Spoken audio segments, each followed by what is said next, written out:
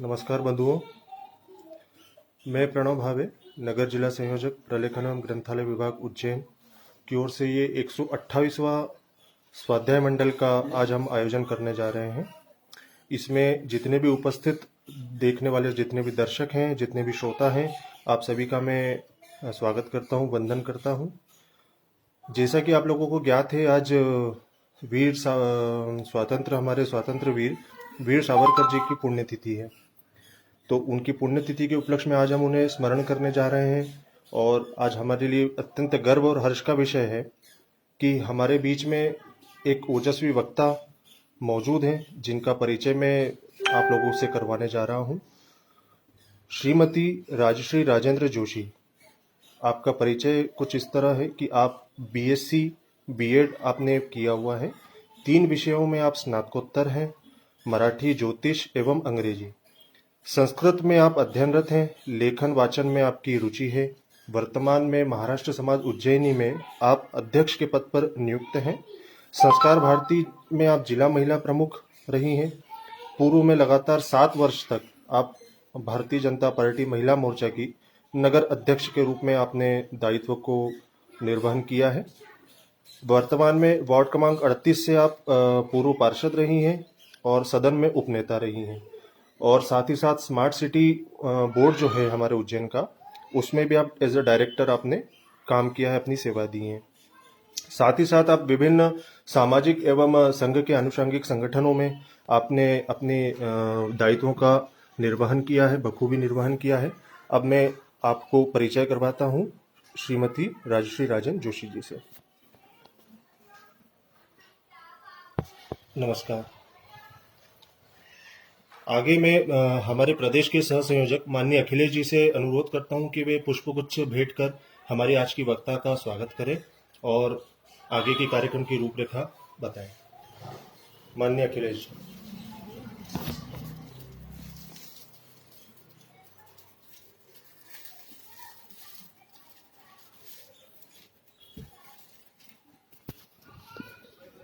आज हमें एक अच्छा उद्बोधन स्वतंत्र वीर दामोदर सावरकर के बारे में हमें मिलने वाला है। अतः सभी श्रोता और दर्शकों से मैं विनती करता हूं, अनुरोध करता हूं कि वे बड़े ही ध्यानपूर्वक हमारे आज के इस विषय को सुने। आगे के लिए मैं श्रीमती राजश्री राजन जोशी जी से अनुरोध करता हूं कि वे अपना वक्तव्य दें। धन्यवाद। नमस्कार। जो भरा नहीं है भावों से, जिसमें बहती रसधार नहीं, वो हृदय नहीं है, पत्थर है, जिसमें स्वदेश का प्यार नहीं। भारत कोई मिट्टी का टुकड़ा नहीं, यह अच्छा खासा चलता फिरता राष्ट्र पुरुष है। ऐसा कथन करने वाले दिव्य पुरुष और युग दृष्टा वीर विनायक दामोदर सावरकर के चरणों में मैं नमन करती हूँ। आधुनिक भारत के निर्माताओं की श्रृंखला में सबसे अग्रणी रहने वाले सावरकर एक ऐसे व्यक्ति है, एक ऐसे बालक थे जिन्हें बैरिस्टर की डिग्री दी ही नहीं गई। वे एक ऐसे युवा थे जिन्होंने सबसे पहले विदेशी वस्त्रों की होली जलाई। वे एक ऐसे व्यक्ति थे जिन्होंने 1857 की स्वतंत्रता संग्राम पर जो किताब लिखी, वो ऐसे पहले व्यक्ति थे जिस पर किताब छपने के पहले ही रोक लगा दी गई। वे ऐसे पहले व्यक्ति थे जिन्होंने हमारे झंडे की डिजाइन तैयार की थी। वे ऐसे पहले व्यक्ति थे जिन्होंने अंडमान की जेल में 10 सहस्त्र पंक्तियों को याद करके यह बता दिया कि आदि सृष्टि जब बनी थी तब किस तरीके से हमारे ऋषि मुनियों ने स्मृति के माध्यम से वेदों को जीवंत रखा। आपने देखा सावरकर और प्रथम, इन दोनों का कैसा चोली दामन का साथ है। अगर आज के युग के हिसाब से देखें या सोचे तो Greenwich book of world record में उनका नाम दर्ज हो सकता है। इतने कीर्तिमान उनके नाम पर दर्ज है प्रथम के बतौर। जब 28 मई 1883 को नासिक के भगूर में इनका एक मध्यम वर्गीय परिवार में जन्म हुआ, तब हमारे भारत की स्थिति बहुत ज्यादा खराब थी। यानी पूरी तरीके से ब्रिटिशर्स के कब्जे में हमारा भारत जा चुका था और 1857 के संग्राम को भी लगभग 26 वर्ष पूर्ण हो चुके थे। यह बताना इसलिए जरूरी है कि ऐसी परिस्थितियों में उनका जन्म हुआ था जबकि पूरे देश में कुरीतियां, रूढ़ियां और साथ में दासता का प्रकोप फैला हुआ था। अंग्रेजों के द्वारा मशीनों का आयात किया जाने के कारण हमारे सारे लघु उद्योग, कुटीर उद्योग बिल्कुल अपनी अंतिम सांसें गिन रहे थे। एक दृष्टि से देखा जाए तो आर्थिक रूप से भी हम लोग बहुत ज्यादा परेशान हो रहे थे। ऐसी स्थिति में भारत देश में राजनीतिक, आर्थिक सभी तरह की प्रभाव हमारे यहाँ दिखने लगे थे। उस स्थिति पर कुछ युवाओं ने भारत को स्वतंत्र करने का बीड़ा उठाया और उनमें चेतना जागी। वो अंग्रेजों की कूटनीति को समझ गए। ऐसे समय में कुछ युवा, जितने भी युवा थे हम सभी को जानते हैं। मैं यहाँ उनका नामोल्लेख इसलिए करना चाहूंगी क्योंकि उन युवाओं का मिला जुला संगम ही वीर सावरकर के रूप में हमें दिखाई देता है। यदि हम रानडे जी की बात करें तो उन्होंने उनसे ऐतिहासिक दृष्टिकोण लिया। यदि हम गोखले जी की बात करें तो उन्होंने उनसे अंग्रेजी भाषा पर प्रभुत्व प्राप्त किया।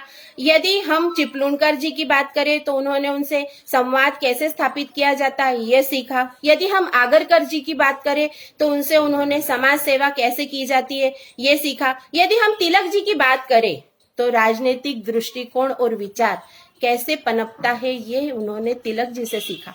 इसीलिए मैंने कहा कि यदि हम सावरकर जी को कहे तो इन सारे युवा क्रांतिकारियों का मिला जुला संगम सावरकर थे। आज हम उनके पारिवारिक पृष्ठभूमि और उन्होंने जो यातनाएं सहन की उनके बारे में ज्यादा चर्चा नहीं कर पाएंगे। क्यों?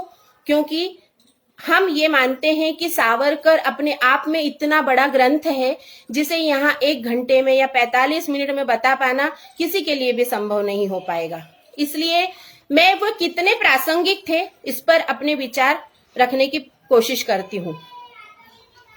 मैं ऐसा मानती हूँ कि वीर सावरकर अपने आप में एक एनसाइक्लोपीडिया थे और विचार करने की तो उनकी कोई सीमा थी ही नहीं।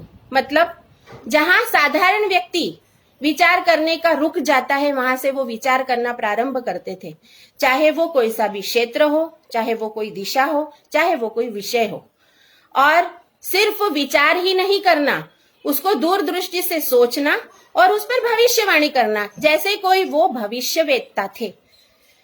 अब यहाँ प्रश्न आता है, राम और कृष्ण ये तो उनके आराध्य देव थे, ये उनमें विश्वास रखते थे।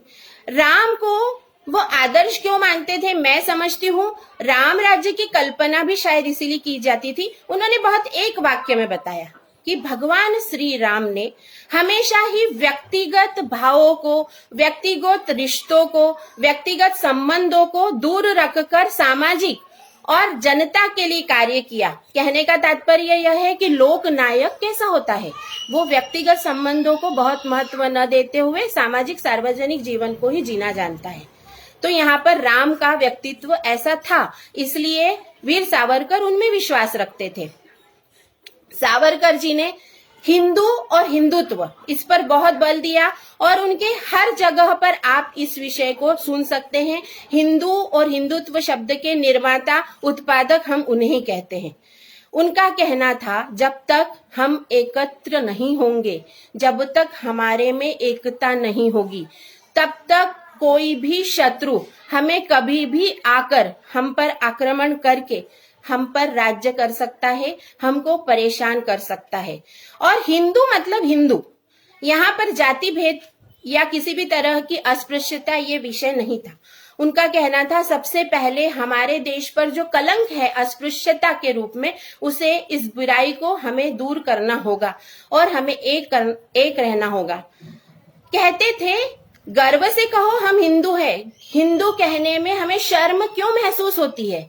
ये उनका बार बार जोर हुआ करता था, क्योंकि वो कहते थे अगर हम एक हो जाएंगे, हिंदू एकत्र होगा, तो किसी की मजाल नहीं कि कोई हमारे ऊपर उंगली उठाए या कोई हमारी ओर आंख उठाकर देखे। हिंदुत्व की ही श्रृंखला में वो हमेशा कहते थे कि राष्ट्रभाषा का भी हमारे लिए बहुत महत्व है। उन्होंने हमेशा कहा राष्ट्रभाषा के रूप में हमें हिंदी ही स्वीकार्य है। क्यों? इसलिए क्योंकि उनका मानना था सनातन और पुरातन संस्कृति का संवाहक, पोषक यदि कोई है तो वो हिंदी भाषा ही होगी। और उनका हमेशा विदेशी भाषाओं पर पुरजोर विरोध हुआ करता था। इसीलिए तो आप शायद जानते नहीं होंगे, मैं यहाँ बहुत ज्यादा उल्लेख नहीं कर पाऊंगी, मैं कुछ ही शब्दों को बताऊंगी जो अंग्रेजी में थे और जिसका उन्होंने हिंदी या मराठी में शब्द दिए। आप सभी जानते हैं मेयर, मेयर मतलब महापौर। ये महापौर शब्द वीर सावरकर जी की देन है। आप सभी लोगों को डेट, DATE यह शब्द पता है, लेकिन दिनांक या तारीख ये सावरकर जी की देन है। हम सभी को पता है प्रेजेंट, PREACENT, प्रेजेंट यानी उपस्थिति या हाजिरी, ये शब्द भी सावरकर की देन है। ऐसी कई बड़ा शब्दकोश है जो सावरकर ने हमें दिया हुआ है। वैसे ही यदि हम आगे बढ़ते हैं, मैं सारे विषयों को छूने का प्रयत्न करूंगी, क्योंकि पहले ही मैंने कहा सावरकर अपने आप में इतना बड़ा महाकाव्य है, ग्रंथ भी नहीं कहेंगे, महाकाव्य है जिसको बहुत ज्यादा हम लोग यहाँ बोल नहीं पाएंगे। तो हमेशा उनका रुझान इस बात की ओर रहा कि हमारे देश के युवा हमेशा सशक्त रहे। उनका कहना था अगर युवा, उनकी देह सशक्त होगी तो भी हम बहुत ज्यादा आगे भविष्य पर विचार कर पाएंगे। युवाओं को उन्होंने हमेशा ये बात कही और इसी बात को ध्यान में रखते हुए उन्होंने हमेशा ही व्यायामशालाओं को चलाने के लिए, संचालित करने के लिए युवाओं को प्रेरित किया। इसके साथ ही वे हमेशा ये कहते रहे कि पढ़े, वाचन करे, हमारे ग्रंथों को पढ़े, हमारे पुरातन ग्रंथों को पढ़े, पुराणों को पढ़े, वेदों को पढ़े। क्यों पढ़ना है? इसलिए पढ़ना है क्योंकि उसमें हमारे देवों की, वीर वीरांगनाओं की इतनी कथाएं हैं जिनको हम हमारे जीवन में आत्मसात करके हमारे जीवन को बदल सकते हैं, हमारे जीवन को हम नई दिशा दे सकते हैं। इसलिए उनका रुझान हमेशा इस बात की ओर रहा कि हमेशा वाचन करें। मित्रों, मैं यहाँ ये बात फिर से कहना चाहूंगी कि ऐसे ही जब 1947 में हमारा देश आजाद हुआ तो आजादी की खुशी उन्हें बहुत ज्यादा नहीं हुई। क्यों नहीं हुई? क्योंकि उन्हें खंडित भारत स्वीकार्य नहीं था। जिस तरीके से हमारे देश के 2 टुकड़े किए गए, वे बहुत व्यथित हुए और कल्पना करने लगे कि आज हमारे देश के 2 टुकड़े हुए हैं, इसी तरीके से अगर हम आगे बढ़ते रहे तो हमारी जो अखंड भारत की संकल्पना है वो धराशायी हो जाएगी। इस बात पर वह विचार करते करते बहुत ही परेशान थे। तभी उन्हें सरदार वल्लभ भाई पटेल के रूप में कहीं एक आशा की किरण नजर आई, क्योंकि सरदार वल्लभ भाई पटेल ने उस समय रियासतों का एकत्रीकरण प्रारंभ किया था। इस बात से थोड़े आशान्वित थे कि मेरा देश अखंड रह सकेगा। लेकिन सरदार वल्लभ भाई पटेल का बहुत ही जल्दी निधन हो गया और उनकी जो आशा थी वो निराशा में बदल गई। बहुत दुखी मन से वो विचार कर रहे थे। तब एक बात ध्यान में आई कि शिवाजी महाराज जो थे वो भी उनके आराध्य दैवत थे, वो उनके आराध्य दैवत थे। तब उन्हें एक शिवाजी की बात याद आई और उसके साथ एक कहानी बताना चाहूंगी कि जिस तरीके से हमारे विदेशी हम पर आक्रमण करते हैं और हम लोग उससे परेशान होते हैं, तब उन्हें शिवाजी की बात ध्यान में आई। उस कहानी का मैं यहाँ उल्लेख भी करूंगी। एक बार की बात है, शिवाजी सतत अपने किले को ठार रहे थे, सतत पराभव को प्राप्त कर रहे थे। बड़े परेशान थे। इस बात से परेशान थे क्योंकि उन्होंने भी हिंदवी स्वराज्य की स्थापना की थी और वो हिंदवी स्वराज्य को आगे बढ़ाना चाहते थे।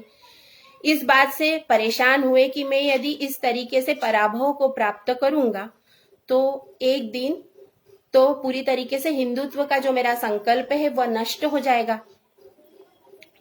इसी विचार में मग्न थे, तल्लीन थे और भोजन पर बैठे। भोजन पर बैठने के पश्चात हम लोग सभी ये जानते हैं कि हमारी माता जो होती है, हमें खुद ही नहीं पता होता कि वो कब, कैसे, कहाँ और क्या हमें सीख दे जाती है। ऐसे ही न तो माँ को पता होता है कि वो बोलते बोलते क्या सिखा जाती है, वो भी नहीं जानती। वैसे ही चिंतामग्न होकर शिवाजी भोजन पर बैठे। उनकी माताजी उनके पास ही बैठी थी।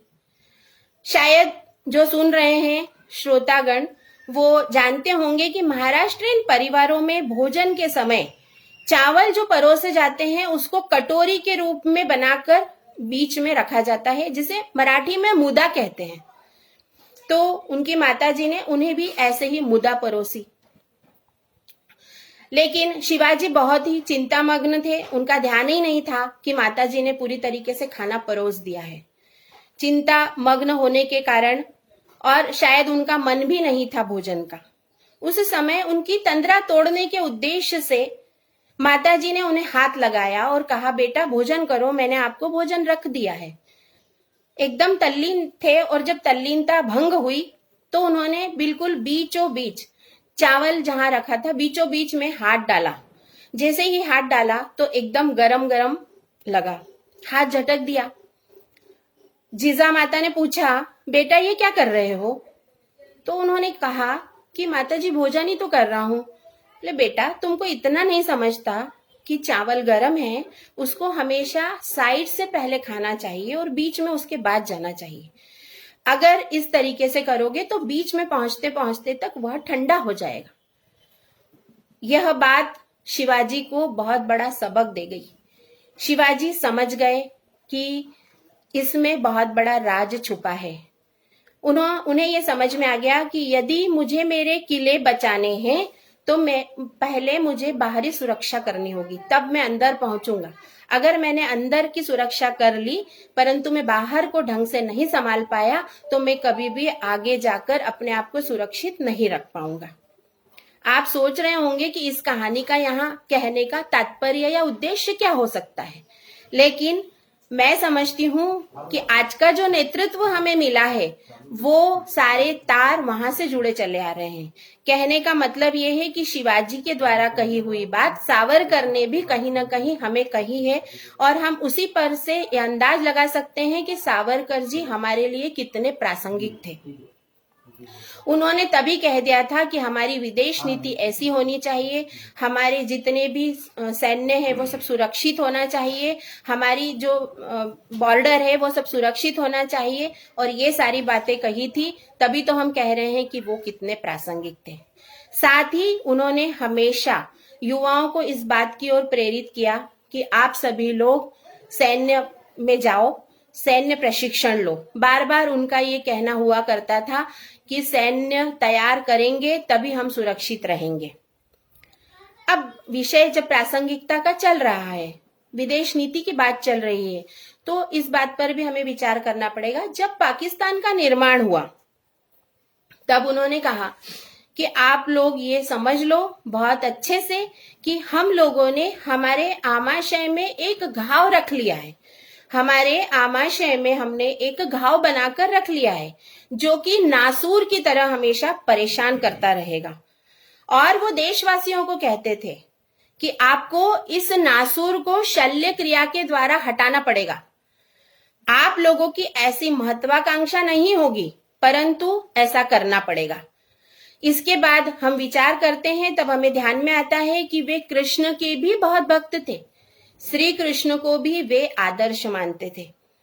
उनका कहना था हमारे पुराणों में ऐसा लिखा हुआ है, हमारे पुरातन साहित्य में यह बात कही गई है कि हमें शत्रु का भी सम्मान करना चाहिए, या यदि हम पर कोई आक्रमण करे तो पहले हमें शांति से उसके साथ बात करके उन मुद्दों को हल करना चाहिए। परंतु यदि कोई बहुत ज्यादा हम पर आक्रमण करे, अपनी आदत से बाज नहीं आए, तो फिर शस्त्र उठाने में भी हमें देर नहीं करनी चाहिए या शस्त्र उठाने से गुरेज नहीं करना चाहिए। यह बात उन्होंने कही थी और साथ में श्री कृष्ण का उदाहरण दिया। उनका कहना था कि यह बात श्री कृष्ण ने हमें सिखाई कि समय पड़े तो हमें हमारा दूसरा गाल आगे न करते हुए शस्त्र उठाने में गुरेज नहीं करना चाहिए। वैसे ही उन्होंने हमेशा ये बात, जब विदेश नीति और विदेशों के आक्रमण की बात चली, तब उन्होंने हमेशा तत्कालीन प्रधानमंत्रियों को ये कहा कि जिस तरीके से चीन बम बना सकता है तो हम क्यों नहीं बना सकते। जिस देश का सैन्य बहुत ज्यादा सशक्त होगा, जिस देश की सीमाएं सुरक्षित होगी, वो राष्ट्र हमेशा ही सुरक्षित होगा, ऐसा वे मानते थे। इसलिए वो हमेशा चीन के बारे में कहते थे। जब भारत स्वतंत्र हुआ था तब तत्कालीन एयर चीफ मार्शल परांजपे जी थे, उनसे उन्होंने कहा कि चीन हमारे देश में और पाकिस्तान हमारे देश में कहीं ना कहीं से घुसने की कोशिश कर सकता है, तो ईंट का जवाब पत्थर से क्यों नहीं। हर समय उनके मन में ये प्रश्न हुआ करते थे। आगरकर जी से उन्होंने समाज सेवा कैसे करते हैं ये सीखा था, परंतु उनका कहना हुआ करता था कि बहुत शांति से हर समय कार्य नहीं किए जाते, अहिंसा से कभी भी स्वराज्य प्राप्त नहीं होगा, ये उनका हमेशा कहना रहा। इस तरीके से, और वैसे ही जब पाकिस्तान हमारे देश पर हमला करने के लिए तैयारी कर रहा था, तब वो जानते थे कि जितने भी मुस्लिम राष्ट्र है वो सभी पाकिस्तान का साथ देंगे, एकमात्र इजराइल ऐसा है जो पाकिस्तान के साथ नहीं खड़ा होगा। तब उन्होंने हमारे देश के तत्कालीन प्रधानमंत्री से कहा कि आप इजराइल का साथ मांग ले या इजराइल को हमेशा साथ दे, दोनों ही बातों में यदि आप इजराइल को साथ देंगे तो वो हमेशा हमारे साथ खड़ा रहेगा। और इजराइल एक ऐसा देश है जिसका अपना हमेशा बोलबाला रहा है। लेकिन उस समय के प्रधानमंत्री ने उनकी बात नहीं मानी और अंततः जब पाकिस्तान का आक्रमण हुआ तब सारे मुस्लिम राष्ट्र पाकिस्तान के साथ थे, परंतु फिर भी इजराइल ने अपना बड़प्पन दिखाते हुए हमारे साथ खड़े रहने की शपथ ली और पूरा साथ दिया। ये हम सब लोगों से छुपी हुई बातें नहीं है। वैसे ही शायद आप लोगों को पता होगा कि जब तत्कालीन प्रधानमंत्री ने अमरनाथ यात्रा पर रोक लगा दी थी और यह कहकर रोक लगाई थी कि हम जो जनता जाएगी उनको हम सुरक्षित नहीं रख पा रहे हैं या सुरक्षा मुहैया नहीं करा पा रहे हैं। इस बात से नाराज सावरकर जी ने कहा कि एक वर्ग विशेष की यात्राओं पर तो आप जितना चाहे खर्च कर लेते हैं, लेकिन हिंदुओं की इस यात्रा पर आप क्यों रोक लगा रहे हैं। कहने का तात्पर्य यहाँ है कि हर तरीके से विचार जो थे वो सशक्त थे, बुलंद थे और सिर्फ थे ही नहीं, विचार करने के बाद पूछने की हिम्मत भी उनमें थी। इस तरीके से हम ये पूरे इसमें देख पा रहे हैं कि वीर सावरकर युग प्रवर्तक, युग दृष्टा, दूरदृष्टा, और अगर हम कहें कि साहस, बलिदान, त्याग, तपस्या के पर्यायवाची थे तो कहीं भी अतिशयोक्ति नहीं होगी। वीर सावरकर जी ने हमेशा देश में मातृभूमि ही सर्वस्व है, और इसी बात को चलते हुए मुझे लगता है कि हर युवा ने, हर व्यक्ति ने सावरकर को एक बार पढ़ने की तो आवश्यकता है। बहुत सारी किताबें हैं, यह बात अलग है कि बहुत सारा अभिशाप ही है हमारे देश को कि उनके साहित्य को कहीं ना कहीं धूमिल कर दिया गया। और सबसे मुख्य बात मैं यहाँ कहना चाहूंगी कि हमारे देश का दुर्भाग्य है कि इतना सशक्त क्रांतिकारक जिसने हमारे देश को स्वतंत्रता दिलाने में अपनी पूरी जान लगा दी, परिवार कहाँ है पता ही नहीं चला, और व्यक्तिगत रूप से उन्होंने कभी जीवन जिया ही नहीं, जिया तो देश और मातृभूमि के लिए ही जिया, लेकिन हमारे कृतज्ञ राष्ट्र ने उनको भुला दिया। आज ही की बात देख लीजिए आप, किसी भी तरह के प्रिंट मीडिया में उनका नामोल्लेख तक नहीं है, जबकि हम सभी जानते हैं कि उन्होंने जो यातनाएं सहन की है वो किसी से भी छुपी हुई नहीं है। ऐसी स्थिति में वीर सावरकर जी पर मुझे यहाँ विचार व्यक्त करने के लिए आपने मौका दिया, इसलिए मैं आप सभी लोगों का बहुत बहुत धन्यवाद प्रेषित करती हूँ और अपने आप को धन्य मानती हूँ। वीर सावरकर एक उत्कृष्ट लेखक, कुशल संगठक, रणनीतिकार और साथ में बहुत ही बहुमुखी प्रतिभा के धनी, ऐसे हम उनको कह सकते हैं।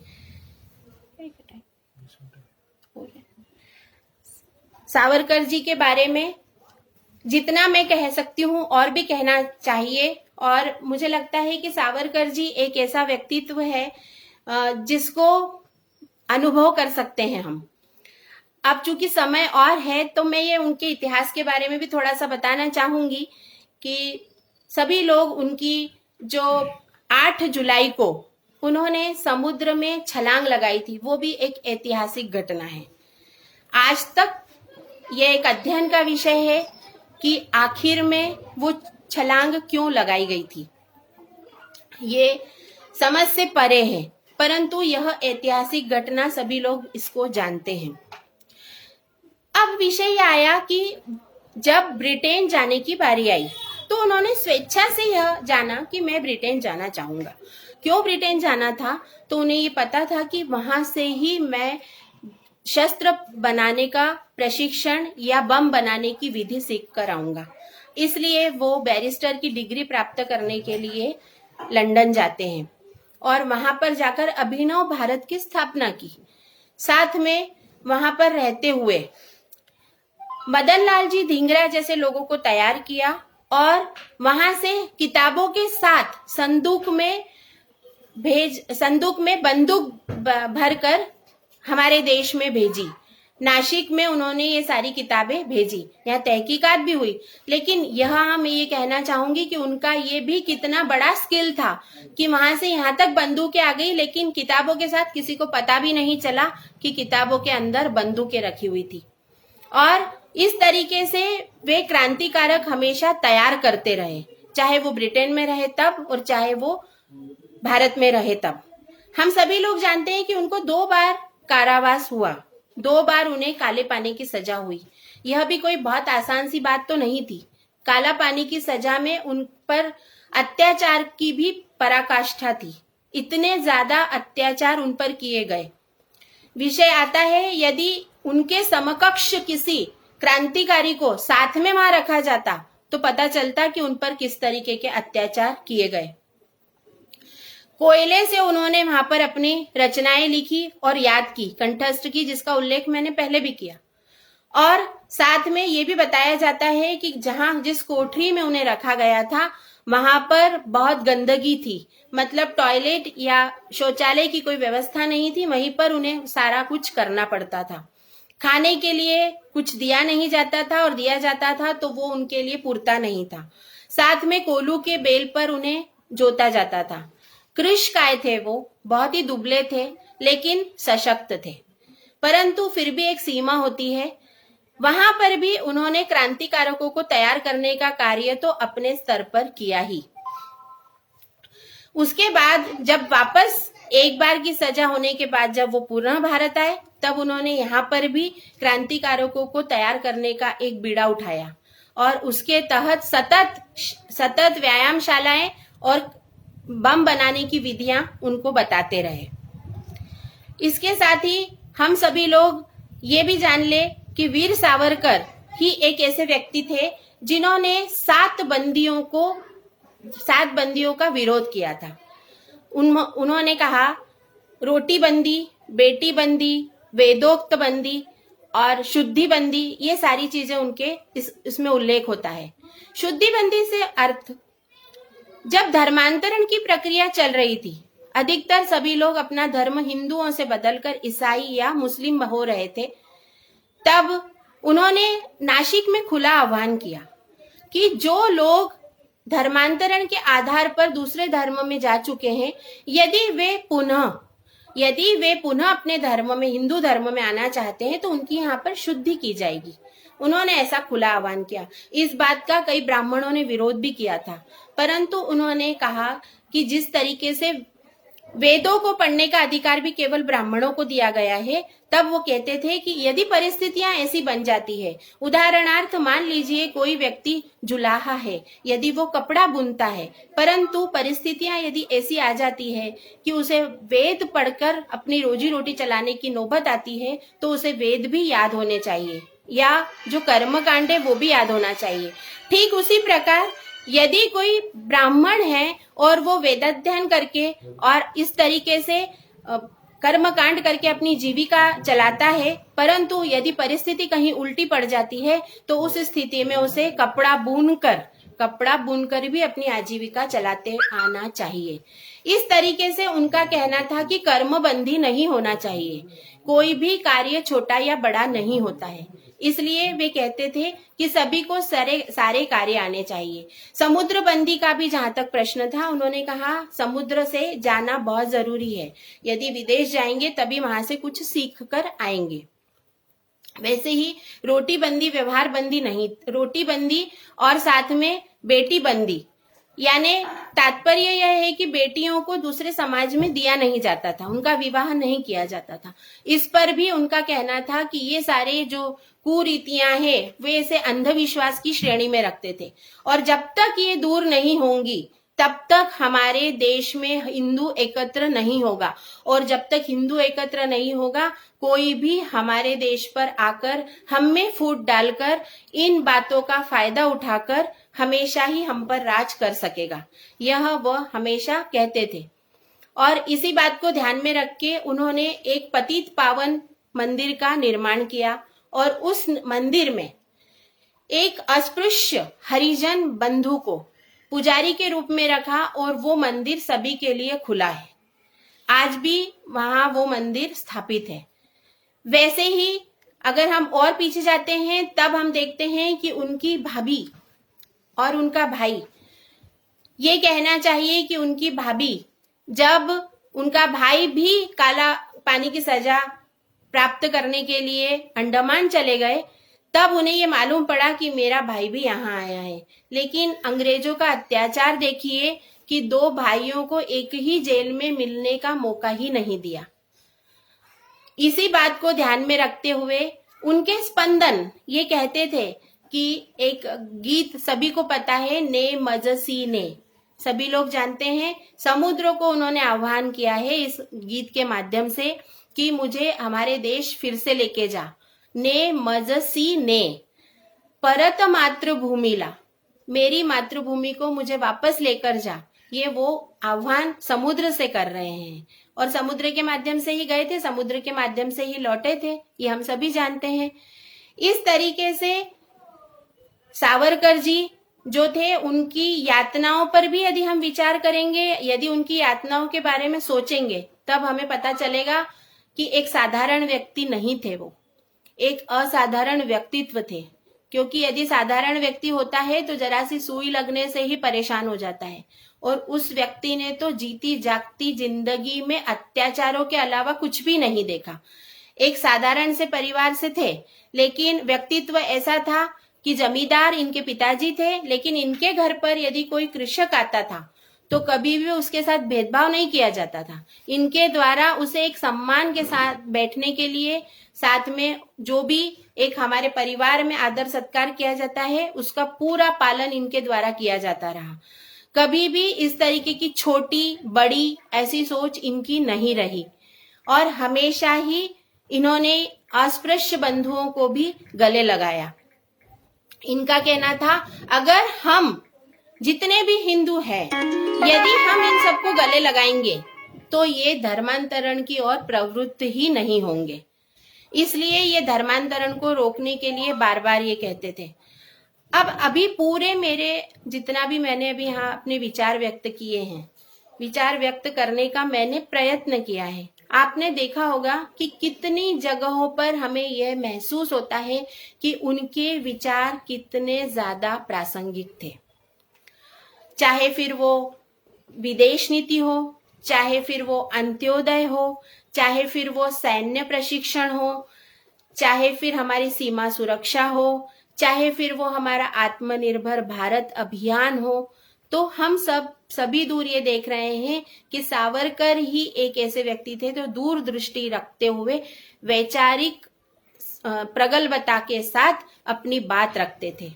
और आज हमें इस बात का गर्व है कि हमें जो नेतृत्व मिला है वो निश्चित रूप से ऐसा है कि हम बहुत ज्यादा नहीं, लेकिन ये उम्मीद तो रख ही सकते हैं कि इस महान क्रांतिकारी देशभक्त और जिसने असंख्य यातनाओं को सहन किया, ऐसे वीर विनायक दामोदर सावरकर जी को उनका वो स्थान जिसके वो सच्चे अधिकारी है वो निश्चित रूप से कहीं ना कहीं मिलेगा, क्योंकि हम सब, आप सब सकारात्मक दृष्टिकोण रखते हैं ना, तो हम सभी जानते हैं कि वो दिन दूर नहीं जब ये बहुत ही प्रगल्भ लेखक, बहुत ही स्पष्ट वक्ता, बहुत ही सुंदर कवि, बहुत ही अच्छे वकील, बहुत ही सुंदर राजनीतिज्ञ, कौन से गुणों की कमी थी?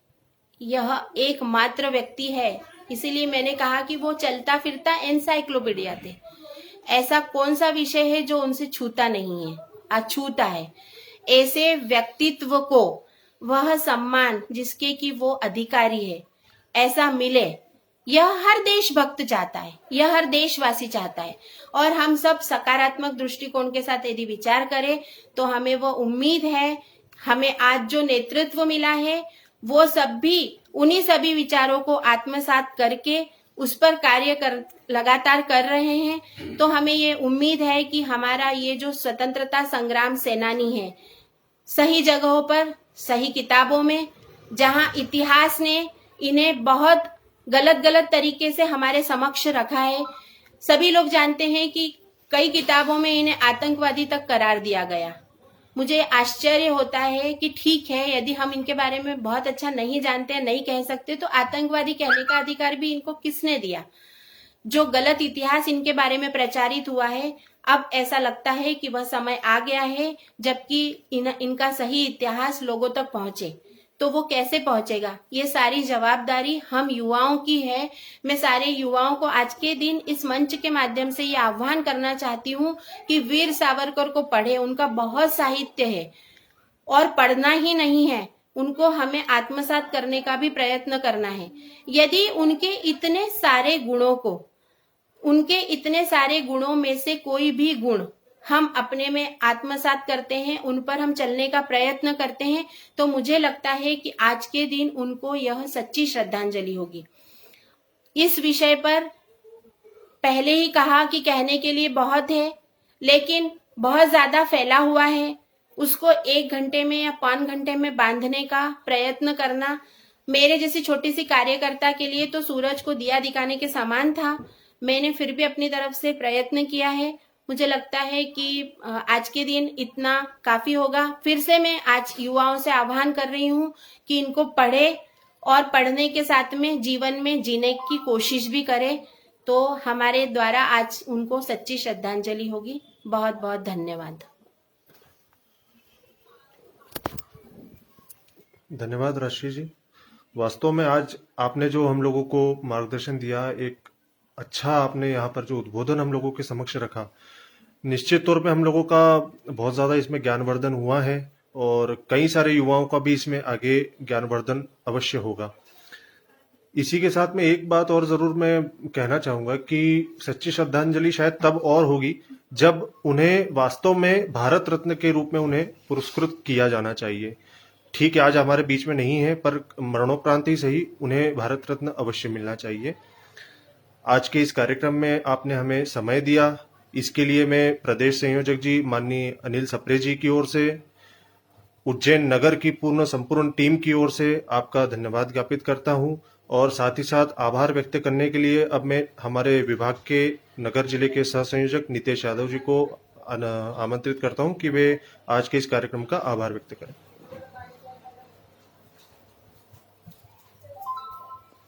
जय हिंद, जय भारत। जैसा कि आज दीदी ने जो हमें जानकारी दी है, उससे हम आगे बढ़े, अपने जीवन में उसे प्रेरणा स्रोत के रूप में हम उभारे और जो भी हमने ज्ञान जो लिया है उससे हम आगे बढ़ के नई नई ऊंचाइयों को छुए। आप सभी का बहुत बहुत आभार, धन्यवाद। जय श्री राम।